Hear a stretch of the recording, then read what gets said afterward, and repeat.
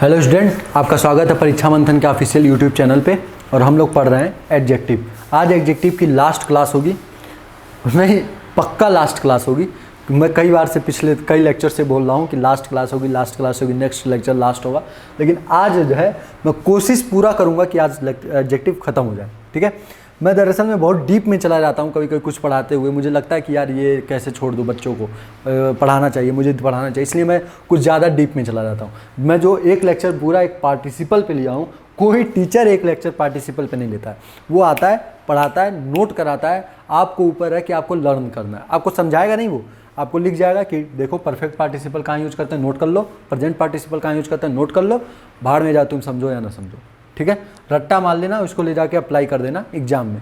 लेकिन मैं एक पूरा लेक्चर पार्टिसिपल पे ले लिया, तो समझ सकते हैं मैं थोड़ा सा ज़्यादा पॉजिटिव हो जा रहा हूँ आप लोगों को लेके। ठीक है, तो आपका बस एक छोटा सा काम रहता है, वीडियो को लाइक करना रहता है, वो भी आप लोगों से नहीं हो रहा है। वीडियो लाइक कर दीजिए, थोड़ा बच्चों में शेयर कर दीजिए कि एक अच्छे टीचर आए, थोड़ा देखो उनको अच्छा लगे तो फिर शेयर कर दो तुम भी। ठीक है, चैनल को सब्सक्राइब कर दीजिए। यही छोटे छोटे से आपको काम करने हैं। बाकी मैं पूरा एफर्ट 100% एफर्ट, अगर जो आप मेरा वीडियो रेगुलर देख रहे हो तो आपको पता होगा कि मैं 100% एफर्ट लगा रहा हूँ। ठीक है, थोड़ा भी कमी नहीं छोड़ रहा हूँ। दूसरी बात, मान लीजिए मैं पढ़ाता हूँ तो कहीं कहीं कुछ चीज़ें छूट जाती हैं। ठीक है, जैसे पार्टिसिपल ही छूट गया था, मैंने जब देखा तो मुझे याद आया, मैंने पार्टिसिपल करा दिया। तो आप लोग क्वेश्चन सॉल्व करते रहिए, अपने प्रीवियस ईयर टेट का उठाइए, क्वेश्चन सॉल्व कीजिए। उसमें जब दिखे कि यार ये सर ने इस टाइप का क्वेश्चन तो नहीं पढ़ाया, तो आप कमेंट बॉक्स में लिख दीजिए, किसी भी वीडियो के कमेंट बॉक्स में लिखिए। मेरी जिम्मेदारी है कि मैं उसको ढूंढ के आंसर दूंगा। अगर मुझे लगेगा कि वो चीज़ मैंने पढ़ाया ही नहीं है तो मैं उसको क्या करूँगा, आपको यहाँ पे आके समझा दूंगा। लेकिन मुझे ऐसा लगा कि मैंने पढ़ा चुका हूँ, थोड़ा सा आप उसको समझ नहीं पा रहे हैं, तो मैं वहीं पे रिप्लाई कर दूंगा। या फिर मुझे लगेगा कि ऐसे कई सारे बच्चों को कन्फ्यूजन हो सकता है, तो मैं यहाँ पे आके उसको डिफाइन कर दूंगा। ठीक है, तो अब हम लोग पढ़ते हैं नेक्स्ट एडजेक्टिव का फॉर्म। देखिए, हम लोगों ने पिछले लेक्चर में, मतलब कि पिछले लेक्चर में नहीं, उसके पिछले वाले लेक्चर में हम लोगों ने पढ़ा था positive adjective, positive degree adjective की, कॉम्परेटिव डिग्री, सुपरलेटिव डिग्री। आज हम लोग जो लेक्चर लेंगे वो उसी पे बेस्ड क्वेश्चन, उसी पे बेस्ड प्रॉब्लम पे लेंगे। जो क्वेश्चन जो हम लोग आज पढ़ेंगे कॉन्सेप्ट, वो उसी पे बेस्ड होगा। देखिए, कॉम्परेटिव डिग्री बनाने के दो तरीके मैंने बताए थे। कौन कौन से? मोर जोड़ के या तो कॉम्परेटिव डिग्री बना सकता है, मोर ब्यूटीफुल, ब्यूटीफुल का कॉम्परेटिव डिग्री मोर ब्यूटीफुल, या फिर ER जोड़ के बनाया जा सकता है, स्मॉल का स्मॉलर। लेकिन कुछ चुनिंदा वर्ड ऐसे होते हैं जो कि दरअसल में ऐसा नहीं करते हैं, वो रैंडमली तरीके से बनते हैं। जैसे गुड हम लोगों ने देखा था, गुड का बेटर बेस्ट होता है, वेल का बेटर बेस्ट होता है। लेकिन कुछ ऐसे वर्ड भी होते हैं जो कि, देखिए, आप जब मैं लगा रहा था, मैं ये लगा रहा था I am smaller than I, ये मैंने लिखा, I am smaller than I. तो यहां पे देखिए ये कैसा है, स्मॉल का कॉम्परेटिव डिग्री है, क्या लगा है, कॉम्परेटिव डिग्री है। ये क्या है, स्मॉल का कॉम्परेटिव डिग्री। और स्मॉल के कॉम्परेटिव डिग्री के साथ कभी भी एडजेक्टिव के कॉम्परेटिव डिग्री के साथ देन का यूज करते हैं, तो हम लोगों ने यहाँ पे देन लगा दिया। ठीक है, लेकिन कुछ वर्ड ऐसे होते हैं जो कि ये रूल नहीं फॉलो करते हैं, कुछ वर्ड ऐसे होते हैं वो ये रूल फॉलो नहीं करते हैं। वो वर्ड जो है वो गिने चुने वर्ड है, उन वर्ड को मैं नोट करा रहा हूँ, आप अपने कॉपी में नोट कीजिए पहले। ठीक है, एक होता है सीनियर, एक होता है जूनियर। ठीक है, एक वर्ड होता है सीनियर, एक होता है जूनियर, दूसरा होता है प्रियर। ठीक है, इन्फीरियर। ठीक है, junior, prior, inferior, interior, posterior,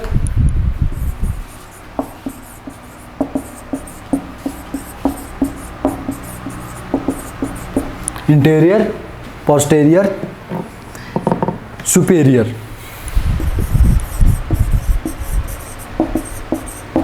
superior, ये 7 वर्ड है। ठीक है, ये 7 वर्ड है। देखिए, मैंने फिर गलती की है, सीनियर में हाथ नहीं लगाया। ये छोटी छोटी गलती होती रहती है, जब मैं फ्लो में लिखता हूँ तो ये गलतियाँ मुझसे होती हैं। ठीक है, तो इसको थोड़ा आप सुधारते रहिएगा। ये 7 वर्ड है। ठीक है, ये 7 वर्ड है जिनका कुछ की मीनिंग तो आपको पता ही होगी। जैसे कि आपको पता होगा सुपीरियर का मतलब, सीनियर का मतलब, जूनियर का मतलब। ठीक है, फिर आपको कुछ लोगों को इन्फीरियर का मतलब भी पता होगा। ठीक है, अब देखिए, मैं यहाँ पे इसकी हिंदी नहीं बताऊँगा क्योंकि आप लोग थोड़ा सा आप खुद एफर्ट भी लगाएं, और यहाँ पे सबका वर्ड पावर भी तो आपको तैयार करना है भाई। एंटोनिम सिनोनिम से भी तो आप में आता है। तो आपको वो भी तो तैयार करना पड़ेगा। तो आप जो वर्ड आपको न समझ में आए उस वर्ड की हिंदी खुद से पता कीजिए। जब खुद मेहनत करेंगे, खुद एफर्ट लगाएंगे, तो वो ज़्यादा दिन तक आपके दिमाग में टिका रहेगा। ठीक है, जब इंसान खुद खेत जोतता है ना, तो उसके द्वारा जो फल प्राप्त होता है या फिर जो खेती होती है, जो अन्न प्राप्त होता है, उसको खाने का मजा ही कुछ और होता है। ठीक है, तो ये जो वर्ड है इनकी मीनिंग आपको खुद पता करनी, जिनमें से मुझे लगता है कि सीनियर, जूनियर, सुपीरियर की मीनिंग तो लगभग सबको पता होगी। कुछ लोग होंगे जिनको इन्फीरियर का भी मतलब पता होगा।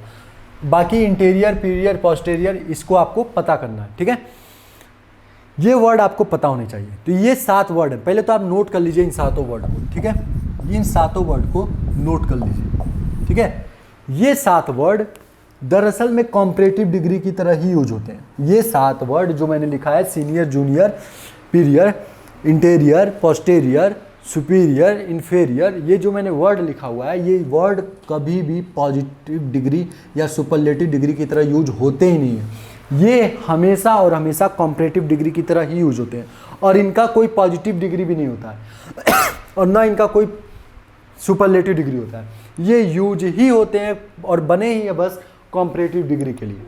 ये बने ही बस हैं कॉम्परेटिव डिग्री के लिए। ठीक है, ये जो वर्ड है 7, ये बने ही कॉम्परेटिव डिग्री के लिए। इनका यूज करके हम 2 लोगों के बीच में तुलना करते हैं। इनका यूज करके हम 2 लोगों के बीच में क्या करते हैं, तुलना करते हैं। ठीक है, और जब हम तुलना करते हैं तो वहाँ पे हम लोग देन का यूज ना करके टू का यूज करते हैं। देन का यूज ना करके किसका यूज करते हैं, टू का यूज करते हैं। और ये आपके पेपर में क्वेश्चन मिलेगा। सीनियर, जूनियर, इंटीरियर, पोस्टेरियर, ये जो वर्ड है, सुपीरियर, इनके वर्ड इनको लगा के आगे देन का यूज किया होगा। फिर आपको लगेगा कि यहाँ ठीक है कॉम्परेटिव डिग्री है, कंपेरिजन किया जा रहा है 2 लोगों के बीच में, तो देन लगा देते हैं, कोई दिक्कत नहीं है। ऐसा नहीं होता है। कॉम्परेटिव डिग्री जब ये 7 वर्ड आते हैं तो अपने साथ टू लेते हैं। जैसे कि मैंने लिखा रमेश इज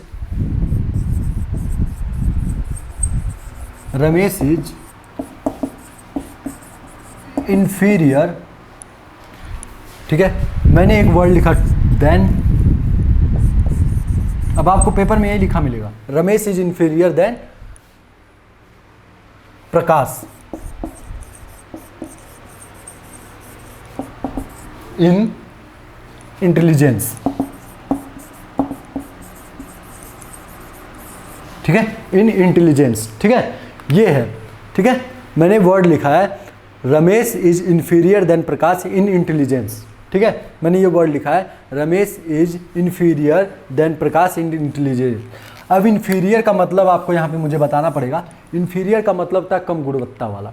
इंफीरियर का मतलब होता है कम गुणवत्ता वाला। जो चीज़ें कम गुणवत्ता वाली होती हैं उसको इंफीरियर कहते हैं। ठीक है, कम गुणवत्ता वाली जो वर्ड होती हैं उनको हम क्या दिखाते हैं, इंफीरियर। मतलब कि हमें ये बताना था, हमें ये कहना था कि रमेश जो है वो प्रकाश से इंटेलिजेंस के मामले में, बुद्धिमत्ता के मामले में थोड़ा कम गुण वाला है। हमें यह दिखाना था कि रमेश जो है प्रकाश से बुद्धिमत्ता के मामले में थोड़ा कम गुणवान है, थोड़ा कम गुण है उसके अंदर। ठीक है, मतलब कि रमेश यहाँ पे अल्टीमेटली ये दिखाया जा रहा है कि रमेश ज़्यादा बुद्धिमान है। किसकी कंपेरिजन में, रमेश की कंपेरिजन। तो तुलना इन दोनों के बीच में की गई, रमेश और प्रकाश के बीच में तुलना की गई। किसके माध्यम से किया गया, इन्फीरियर एडजेक्टिव की तरह किया गया। इन्फीरियर एडजेक्टिव के माध्यम की सहायता से किया गया। अब ये इन्फीरियर एडजेक्टिव कंपेरिजन दिखाता है, कॉम्परेटिव डिग्री है। कॉम्परेटिव डिग्री देखते ही आपने देन लगा दिया, आपको लगा सही है, नहीं, ये गलत है। क्योंकि ये जो मैंने 7 वर्ड अभी लिखवाए थे पहले, वो अपने साथ देन लेते ही नहीं है। ये अपने साथ कौन सा वर्ड लेते हैं, टू। तो यहाँ पे यूज होगा टू। क्या यूज होगा, टू। तो मैं ये लिखूंगा Ramesh is inferior to Prakash in intelligent. ठीक है, इन इंटेलिजेंस। ठीक है, तो ये था इसका रूल। तो इसको लिख लीजिएगा कि इन 7 वर्ड के साथ देन का यूज ना करके टू का यूज करते हैं। देन का यूज ना करके टू का यूज करते हैं। एग्जाम्पल मैंने लिखवाया है, उसको आप लिख लीजिएगा वीडियो पॉज करके। एक और लिख लेते हैं, एक और एग्जाम्पल देते हैं। जैसे मैंने लिखा she does not listen to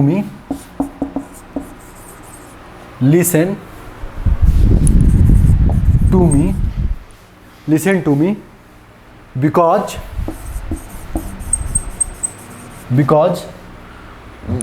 she is senior अब यहाँ पे देखिए देन या फिर टू मी, ठीक है।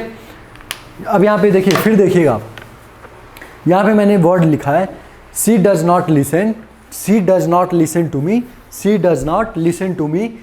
क्यों नहीं सुनती है वो मेरी बात नहीं सुनती है। क्यों नहीं सुनती है? Because she is senior to me या than me, she is senior to या देन मी। तो अब आपको पता है कि ये जो मैंने 7 वर्ड लिखवाया उसी में से एक वर्ड 7वां है सीनियर, एक वर्ड सीनियर भी है। तो जब सीनियर कॉम्परेटिव डिग्री की तरह यूज होता है तो वहाँ पे देन का यूज ना करके टू का यूज करते हैं। तो ये देन गलत होगा, टू सही होगा। क्या यूज होगा? टू सही होगा, ठीक है। तो यहाँ पे टू सही होगा। समझ में आ रहा है आपको? तो जो 7 वर्ड मैंने लिखवाए हैं उससे भी हम लोग कॉम्परेटिव, याद रखिएगा पहली चीज़, इन 7 वर्ड से रिलेटेड 2 चीज़ें हैं, 2 नोट करने हैं बस। वो क्या क्या नोट है? पहली बात कि ये 7 वर्ड हमेशा कॉम्परेटिव डिग्री की तरह ही यूज होते हैं। पहला नोट, ये वर्ड हमेशा कॉम्परेटिव डिग्री की तरह ही यूज होते हैं। इनसे कभी ना सुपरलेटिव डिग्री का यूज कोई सुपरलेटिव फॉर्म होता है और ना पॉजिटिव फॉर्म होता है। मतलब कि इनको कभी भी सुपरलेटिव फॉर्म में या पॉजिटिव फॉर्म में यूज नहीं किया जा सकता। दूसरी बात, जब हम इसे कॉम्परेटिव डिग्री इन 7 को यूज करते हैं कॉम्परेटिव डिग्री की तरह, तो हम लोग वहाँ पे टू का यूज करते हैं, देन का नहीं। किसका यूज करते हैं? टू का, देन का नहीं, ठीक है। इसी तरह एक वर्ड और होता है, ये वर्ड काफ़ी फेमस है, ये वर्ड काफ़ी फेमस है, ये वर्ड पता नहीं क्यों एग्जामिनर को बहुत पसंद है। वो वर्ड है प्रिफर। ये 2 वर्ड नोट कीजिए पहले, प्रिफर और एक होता है प्रिफरेबल। ये 2 वर्ड है, प्रिफर और प्रिफरेबल, ठीक है। ये 2 वर्ड है, प्रिफर और प्रिफरेबल, ठीक है। ये भी दरअसल में कंपैरिजन ही दिखाते हैं, ये भी दरअसल में कंपैरिजन ही दिखाते हैं, प्रिफर और प्रिफरेबल। आप लोग नोट करते जाइएगा, इस वर्ड को हेडिंग मान लीजिएगा, प्रिफर और प्रिफरेबल। अब नीचे जो मैं बातें बता रहा हूँ उसको भी नोट कर लीजिए। प्रिफर और प्रिफरेबल के साथ देन का नहीं, टू का यूज करते हैं। सिंपल से लैंग्वेज में अपने बोलचाल की भाषा में लिखिए, ज़्यादा इसको सजाने की ज़रूरत नहीं है कि चूंकि प्रिफर का यूज हुआ है सेंटेंस में इसलिए टू का यूज करेंगे, देन का नहीं, ऐसा नहीं। प्रिफर के साथ टू का यूज करते हैं, देन का नहीं। सिंपल सा बोलचाल की भाषा नोट कीजिए, पढ़ने में भी आपको फैमिलियर लगेगा और आप इससे रिलेट भी कर ले जाएंगे। तो प्रिफर या प्रिफरेबल के साथ देन का नहीं, टू का यूज करते हैं। कैसे करते हैं अब इसको भी समझिएगा। जैसे मैंने एक एग्जाम्पल लिखा, after testing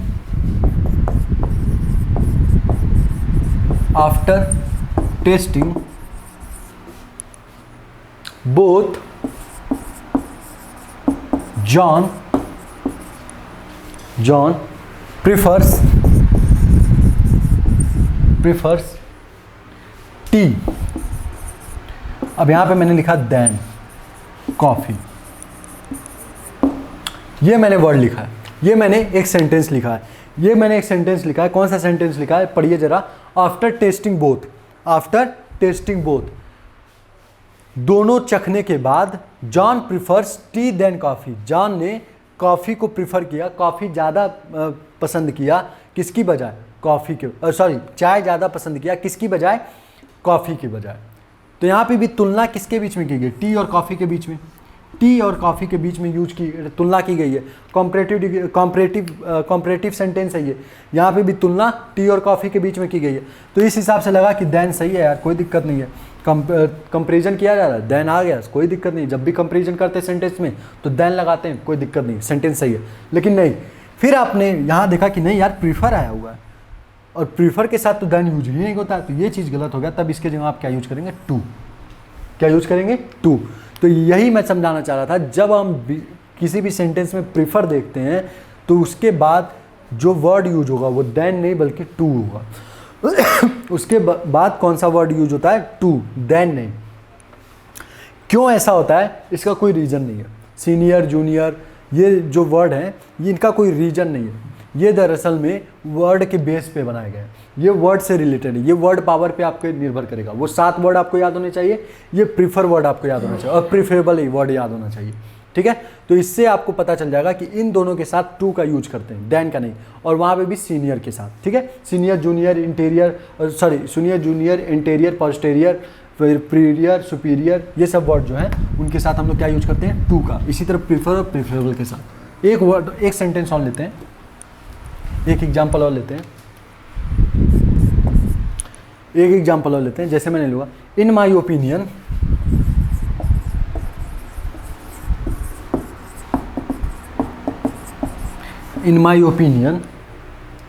a pencil is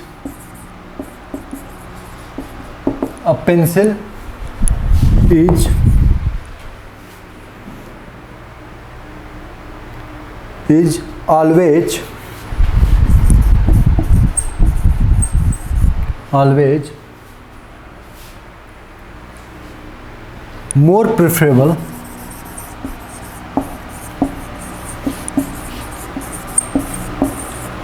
more preferable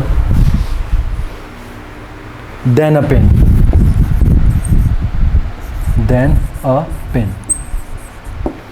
ठीक है, मैंने ये सेंटेंस लिखा है। क्या सेंटेंस लिखा है? In my opinion a pencil is always more preferable than a pen. ये मैंने सेंटेंस लिखा है, in my opinion a pencil is always more preferable than pen. ठीक है, तो यहाँ पे एक बात बताइए, मैंने सेंटेंस में लिखा है in my opinion a pencil is always more preferable than a pen. अब यहाँ पे आपने देखा कि मेरी ओपिनियन में एक पेंसिल ज़्यादा प्रिफरेबल होता है, मतलब कि ज़्यादा उसको महत्व देना चाहिए, किसकी अपेक्षा? पेन की अपेक्षा। तो यहाँ भी तुलना किसकी गई है? एक पेन के और एक पेंसिल के बीच में तुलना की गई है। किसकी सहायता से की गई है? प्रिफरेबल की सहायता से की गई है। मोर लगा हुआ है तो आपको लगा देन आना चाहिए, मोर लगा हुआ है आपको लगा देन आना चाहिए, जो कि क्या है? गलत है। मोर के साथ देन देखा तो आपने गलत, देन लगा दिया, ये गलत है। आपको एक वर्ड यहाँ प्रिफरेबल मिला, प्रिफरेबल और प्रीफर के बाद देन नहीं टू आता है, तो यहाँ पे क्या यूज होगा? टू, तो टू सही होगा। ठीक है, तो ये वर्ड भी नोट कर लीजिएगा। ठीक है, नेक्स्ट रूल देखिए। अब जो नेक्स्ट रूल है वो है समझने में। ठीक है, यहीं पे वर्ड पावर से रिलेटेड चीजें बस खत्म होती हैं।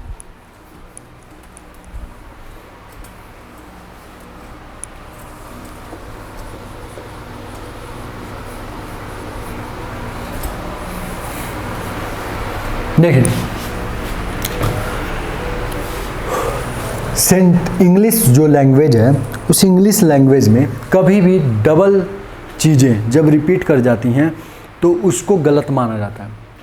इंग्लिश जो लैंग्वेज है उसमें कभी भी जब डबल चीज़ें एक साथ यूज हो जाती हैं तो वहाँ पे हम लोग क्या मानते हैं? उसको गलत मानते हैं। ठीक है, कोई भी डबल चीज़ें जब यूज हो जाती हैं तो उसको हम लोग गलत मानते हैं। जैसे मैंने बोला आई हैव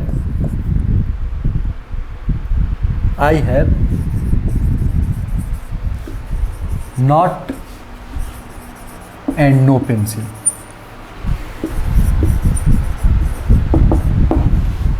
मैं जो बोला हूँ उसको समझा रहा हूँ पहले कि ऐसा मैं क्या बोला हूँ आपको, क्या एलियन वाले भाषा में बोल गया, आपको समझ में नहीं आया, तो उसको पहले समझ लेते हैं। जैसे मैंने बोला I have not and no pencil, I have not and no pencil.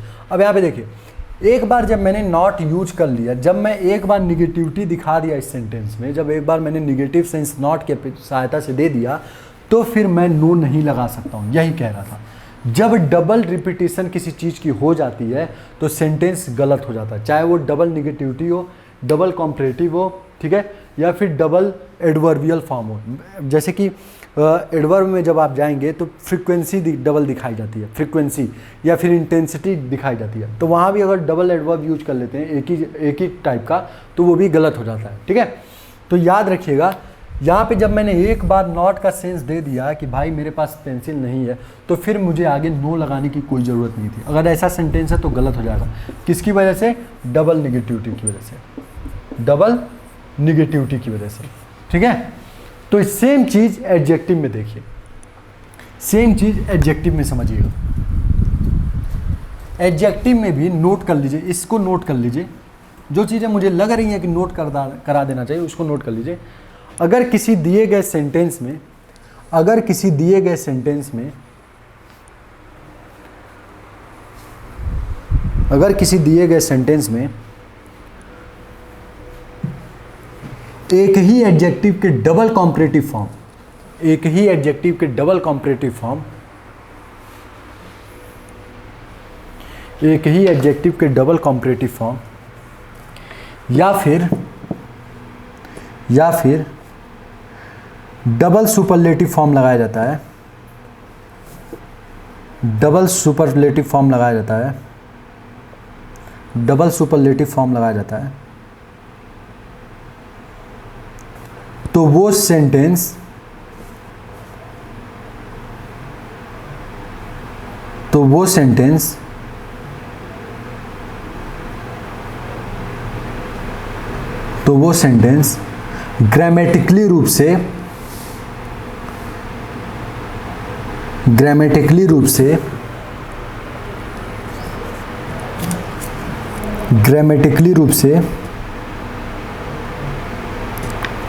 Grammatically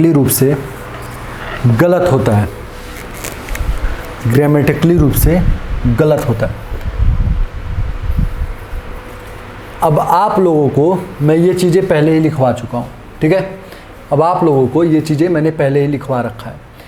अभी आप देखिए, मैंने एक सेंटेंस, एक एग्जाम्पल आपको लिखा है, आपको एक एग्जाम्पल अभी दिया है। वो एग्जाम्पल क्या है देखिएगा, मैंने लिखवाया है इन माई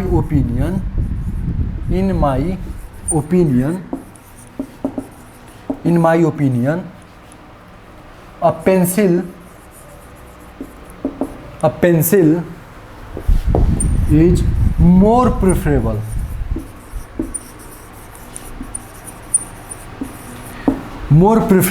आगे जो मैंने लिखवाया था more preferable than a pen, यही तो लिखवाया था। अब यहाँ पे ध्यान दीजिएगा, प्रीफर और प्रीफरेबल का मतलब ही होता है तुलनात्मक। ठीक है। प्रीफर और प्रीफरेबल जब वर्ड आ जाते हैं तो उनका मतलब ही होता है तुलनात्मक रूप से। मतलब यहाँ पे मैं लिखाऊँ प्रीफरेबल टू, अब तो मुझे पता देन नहीं लगना है, टू अ पेन, ये मैंने लिखा, ठीक है। तो यहाँ पे इस प्रीफरेबल का आने का मतलब ही हो गया कि मेरे ओपिनियन में पेंसिल को ज़्यादा महत्व देना चाहिए, किसकी अपेक्षा, पेन की अपेक्षा। इस सेंटेंस का मतलब यही है जो प्रीफर और प्रीफरेबल वर्ड होते हैं वो दरअसल में दिखाते ही यही हैं कि अधिक महत्व होना चाहिए, टू बी मोर, मतलब कि उसकी अपेक्षा ज़्यादा महत्व देना चाहिए। अब यहाँ पे इस सेंटेंस का मतलब यही है कि मेरी ओपिनियन में एक पेंसिल ज़्यादा महत्व देने योग्य होता है, किसके, पेन की अपेक्षा। तो यहाँ पे जो मैंने मोर यूज किया था, देखिए वो मैंने जानबूझ के यूज किया था ताकि आपको समझा सकूं। मैं पिछले एग्जाम्पल में इसको समझाया था, अब यहीं पे इसको रिलेट करा रहा हूँ ताकि एक ही एग्जाम्पल में आपको समझ में आ जाए। मैंने बोला in my opinion a pencil is preferable to a pen. इसका मतलब है प्रेफरेबल और प्रीफर का मतलब यही होता है कि ज़्यादा महत्व देने योग्य। तो एक पेंसिल मेरे ओपिनियन में पेन की अपेक्षा ज़्यादा महत्व देना चाहिए, पेंसिल को ज़्यादा महत्व देना चाहिए। मतलब उसको अगर एक पेन और पेंसिल रखा है तो आपको पहले पेंसिल को उठाना चाहिए, पेन को बाद में, ठीक है। तो प्रीफरेबल का मतलब ये होता है महत्व दूसरे को देना। यहाँ पे प्रीफरेबल ही तुलनात्मक भाव दे रहा है, कंपैरिजन जो है ये प्रीफरेबल ही कर दे रहा है पेन और पेंसिल में। तो ये मोर क्या होगा, गलत होगा, ये मोर यहाँ पे नहीं आना चाहिए, क्योंकि मोर भी एक कॉम्परेटिव फॉर्म होता है। किसका, देखिए कुछ वर्ड होते हैं, पहले बस इतना अभी याद रखिए, मैं वो भी वर्ड समझाऊंगा। मोर भी जैसे एक कॉम्परेटिव फॉर्म होता है। एक वर्ड होता है, समझ लीजिए मेनी, अभी आपको मैंने पढ़ाया था, मेनी और मच पढ़ाया था, ठीक है। तो मेनी और मच, मेनी काउंटेबल नाउन के साथ यूज होता है, मच अनकाउंटेबल नाउन के साथ। ये क्वांटिटेटिव एडजेक्टिव है, ये न्यूमरल एडजेक्टिव है, समझाया था ना। तो इन्हीं का कॉम्परेटिव फॉर्म होता है, दोनों का होता है मोर, इसका भी मोर और इसका भी मोस्ट और इसका भी मोस्ट, ठीक है। मेनी का कॉम्परेटिव फॉर्म मोर होता है, मच का भी कॉम्परेटिव फॉर्म मोर होता है, मेनी का सुपरलेटिव डिग्री मोस्ट होता है और मच का भी सुपरलेटिव डिग्री मोस्ट होता है, ठीक है। तो ये तो कॉम्परेटिव, तो एक बात है ये भी कंपैरिजन का भाव दे रहा है, ये भी कंपैरिजन का भाव दे रहा है क्योंकि कॉम्परेटिव डिग्री है। तो डबल कंपैरेटिव आ गए, डबल कंपैरेटिव एक साथ यूज हो गए, तो ये सेंटेंस क्या हो जाएगा, गलत हो जाएगा। क्यों गलत हो जाएगा, मोर की वजह से, आपको मोर हटाना पड़ेगा, ठीक है। एक एग्जांपल और समझते हैं।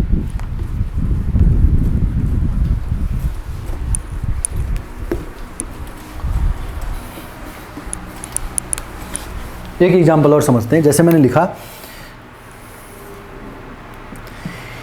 ही इज द मोस्ट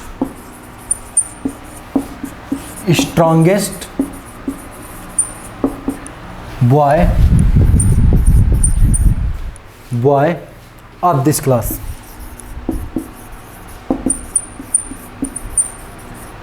ये मैंने एक सेंटेंस लिखा, ठीक है।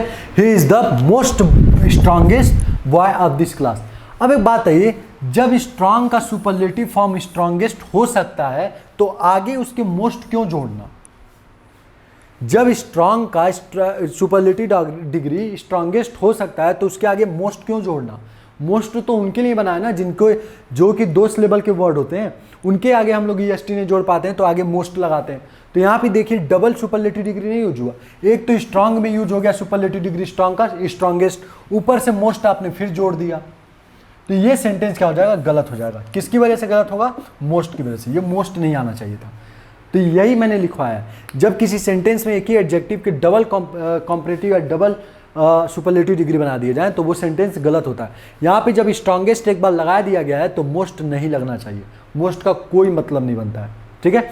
जब वो क्लास में सबसे ज़्यादा बलवान है तो उसमें फिर एक बार और सबसे का जोड़ने की ज़रूरत है। मान लीजिए मैं क्लास में सबसे बड़ा लड़का हूँ हाइट में, ठीक है, मैं हाइट में अपने क्लास में सबसे बड़ा लड़का हूँ, फिर आप कहते हैं कि नहीं जानते हो ये लड़का सबसे सबसे सबसे बड़ा है। सबसे बड़ा क्यों गंवारों की तरह बात करना? एक बार बोलो ना सबसे बड़ा है, हो गया भाई कि सबसे बड़ा है, मतलब इसके अलावा कोई इसके इतना बड़ा नहीं है। तो वही बात है, ही इज़ द, तो वो हिंदी में गंवारों की तरह बात हुआ, ये इंग्लिश में हो गया। He is the most strongest क्या होता है भाई? स्ट्रांगेस्ट आपने लिख दिया तो हो गया कि सबसे ताकतवर है, तो he is the strongest boy of this class होगा, न कि मोस्ट स्ट्रांगेस्ट। तो इसका जो सही वर्जन होगा वो क्या होगा? सब चीज़ यही लिखिएगा, मोस्ट को बस हटा दीजिएगा। He is the strongest boy of this class, ठीक है। एक एग्जाम्पल और लेते हैं।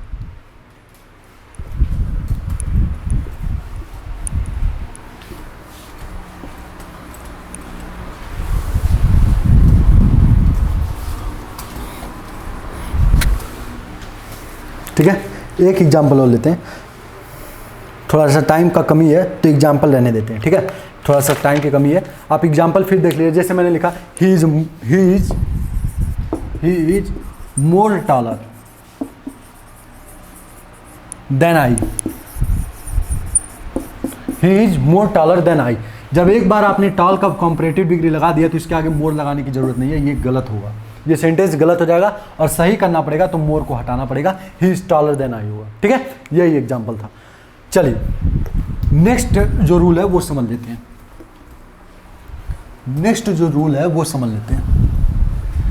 नेक्स्ट रूल जो है वो एक्सीड से रिलेटेड है। ये भी एक वर्ड होता है जिसपे क्वेश्चन आते हैं, एक्सीड, ठीक है। एक्सीड का मतलब होता है, देखिए पहले मतलब समझ लीजिए। एक्सीड का मतलब होता है to be greater than any number और अमाउंट। हिंदी में समझ लीजिए, एक्सीड का मतलब होता है किसी नंबर या मात्रा से बड़ा होना। इसका मतलब ही यही होता है, इसके मतलब में ही छुपा हुआ है कॉम्परेटिव फॉर्म। इसके मतलब, इसकी जो मीनिंग है उसी में देखिए आपको एक कॉम्परेटिव फॉर्म मिल जाएगा, ठीक है। इसके मीनिंग में ही आपको कॉम्परेटिव फॉर्म मिल जाएगा, to be greater than any number और अमाउंट। तो एक्सीड वर्ड जो है इसके साथ आपको कभी भी देन का यूज नहीं करना चाहिए। लिख लीजिए, नोट करके लिखिए, मैं लिखवा रहा हूं। एक्सीड शब्द के साथ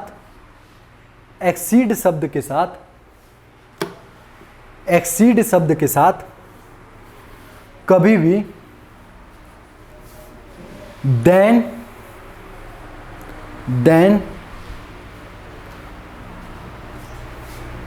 तथा मोर का मतलब क्या? मोर एक्सीड नहीं लिख सकते आप, मोर एक्सीड नहीं यूज कर सकते, ये कोई मीनिंग ही नहीं होता है, ये गलत है। एक्सीड शब्द के साथ then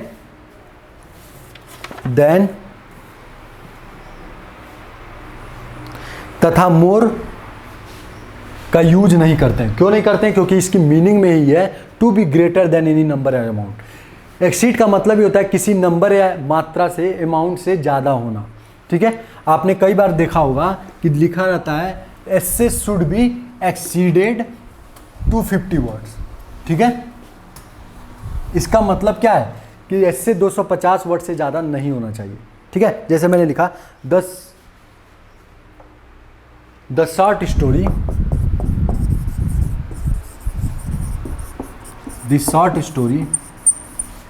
short story should no exceed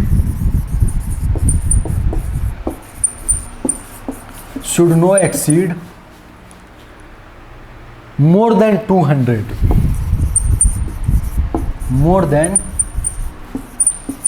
200 words.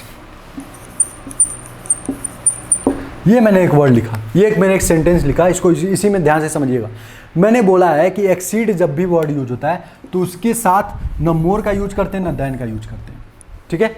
जब कभी भी हम लोग किसी वर्ड के साथ यूज करते हैं, कभी भी किसी वर्ड के एक्सीड का यूज करते हैं तो उसके साथ मोर और देन का यूज नहीं करते, ठीक है। तो the short story should no exceed more than 200 words नहीं होगा। क्यों? क्योंकि एक्सीड आके बता दिया कि greater than, to be greater than any number, मतलब कि एक्सीड का मतलब है कि 200 वर्ड से ज़्यादा। आगे नो आके बता दिया कि 200 वर्ड से ज़्यादा नहीं होना चाहिए, ठीक है। ये एक्सीड जो है इसका मतलब ये होता है to be greater than any given number या अमाउंट। तो एक्सीड का मतलब है, अगर जो नो ना होता तो इसका मतलब होता है कि स्टोरी जो है वो 200 वर्ड से ज़्यादा होना चाहिए, ठीक है। लेकिन यहाँ पे नो आके बता दिया कि 200 वर्ड से ज़्यादा नहीं होना चाहिए। तो ये जो एक्सीड वर्ड है इसका मतलब ही होता है to be greater than any given number और अमाउंट। तो इसके आगे देन का यूज नहीं करते हैं और ना ही मोर का यूज करते हैं, ठीक है। अब जैसे लिख लेते हैं तो इसको सही करना होगा तो the story should be the short story should no exceed 200 words. The short story should no exceed 200 words, ठीक है। मोर और देन हटेगा, एक्सीड जब भी वर्ड यूज होगा तो मोर और देन का यूज नहीं करते हैं, ठीक है। ये हो गया एक्सीड से रिलेटेड।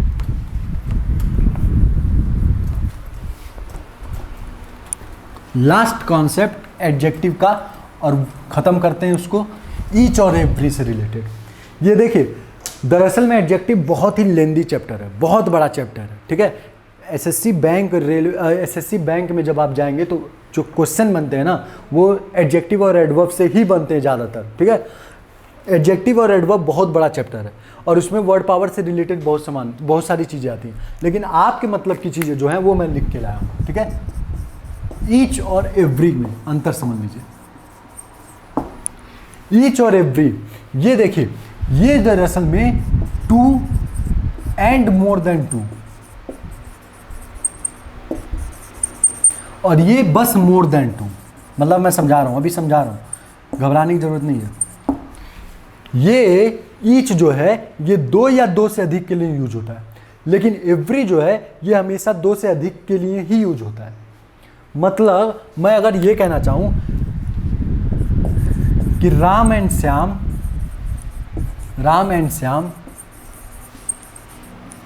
आर ब्रदर्स एंड, अब मैं यहां पे लगाता हूं ईच, एंड ईच या एवरी बॉय हैज या हैव सेम अमाउंट, ठीक है। सेम, थोड़ा ऊपर लिखते हैं, सेम अमाउंट, सेम, ठीक है। आप समझ लीजिएगा, यहाँ पे मैंने अमाउंट लिखा, अमाउंट, ठीक है, ताकि नीचे जाऊंगा तो आपको दिखाई नहीं देगा, तो बस समझ लीजिएगा। मैंने लिखा है Ram and Shyam are brothers,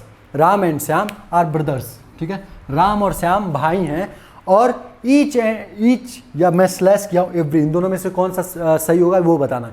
each and every boy has या हैव सेम अमाउंट, ठीक है, हैव सेम अमाउंट। अब यहाँ पे देखिए, राम और श्याम 2 ही लोगों के बीच में बात की जा रही है, तो मैंने बताया है कि जब 2 लोगों की बात की जाए तो ईच का प्रयोग 2 या 2 से अधिक के लिए बना है, लेकिन एवरी का प्रयोग मोर देन 2 से अधिक के लिए ही होता है। तो यहाँ पे 2 ही लोग हैं, मतलब कि एवरी का प्रयोग हटेगा, ईच ही सही होगा। दूसरी चीज नोट करने वाली बात यह है कि ईच और एवरी के बाद जो नाउन आता है वो हमेशा सिंगुलर फॉर्म में होता है। ये भी नोट कीजिएगा, अपने लैंग्वेज में नोट कीजिएगा, ईच और एवरी के बाद जो नाउन आता है वो हमेशा किस फॉर्म में होता है, सिंगुलर फॉर्म में होता है। ईदर नीदर के बाद साथ भी यही है। जितने भी डिस्ट्रीब्यूटिव एडजेक्टिव होते हैं, मैं ये पिछले लेक्चर में भी बता रखा हूँ, जितने भी डिस्ट्रीब्यूटिव एडजेक्टिव या प्रोनाउन होते हैं उनके बाद हमेशा प्रोनाउन सॉरी कि जितने भी डिस्ट्रीब्यूटिव एडजेक्टिव होते हैं उनके साथ हमेशा जो नाउन आता है वो हमेशा किस फॉर्म में होता है, सिंगुलर फॉर्म में। तो ईच या एवरी के बाद जो नाउन आएगा वो सिंगुलर फॉर्म में। दूसरी बात, इनके साथ जो हम लोग वर्ब यूज करते हैं वो भी हमेशा किस फॉर्म में होता है, सिंगुलर फॉर्म में। तो हैव नहीं होगा, हैज होगा। ये चीज़ें नोट कीजिएगा अपने दिमाग में, ठीक है, और अपने कॉपी में। Distributive adjective each, every, neither, either के बाद जो नाउन आता है वो पहली बात सिंगुलर फॉर्म में होता है।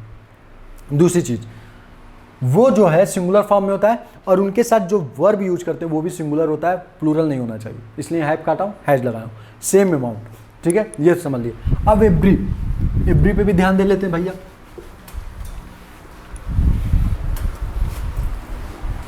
एवरी पे भी ध्यान दे लेते हैं। जैसे मैंने बोला, ठीक है, ही अर्न्स